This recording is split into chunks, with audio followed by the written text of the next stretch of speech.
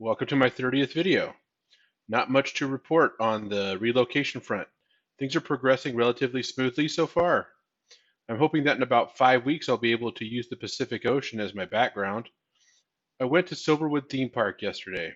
I am sore and aching, but on the milestone front I was able to walk around and participate without having to stop every 4 feet to rest or sit down. I was able to control my eating, no thanks to my treacherous and enabling wife. Speaking of food, here's a couple of pro tips about food there.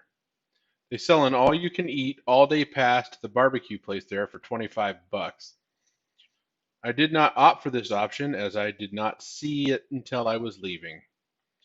Second tip, the food at Lindy's is huge. All the burgers are 3/4 of a pound. Well, that is just way too much food for me on my current journey, but it so happens they let adults order from the kids menu. So I got the same burger I wanted at a more reasonable quarter-pound size, plus an included drink for 8 bucks, as opposed to $14 for the burger, plus the price of the drink on the regular menu. I was surprised at how easy it was to remain faithful to the one rule diet while faced with all this temptation. It is almost as if the improved endurance and reduced physical pain while walking around the park made the siren song of the food less desirable. I don't really know how to describe it. I was just not compelled to eat at every opportunity, and the opportunities were many.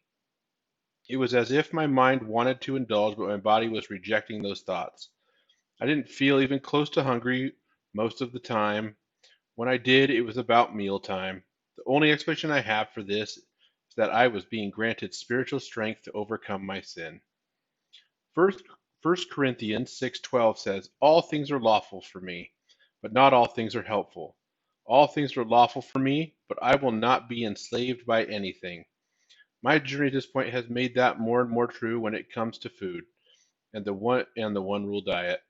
Nothing is forbidden to me, but there are some foods that I find more difficult to control myself with, and that just and with or just don't satisfy my hunger. I tend to avoid them, but even though I am allowed to have them, I am able to not eat them out of compulsion, and thus I am no longer a slave to them. In John chapter 6, verse 63, Jesus says, "It is the Spirit who gives life, the flesh is no help at all." I will assure you this is true. I have dieted many times before, and every diet failed because I tried to achieve the goal in my flesh. This journey has been no different, as my flesh has been no help to me. All it does is tempt me and draw me back into a life of sin.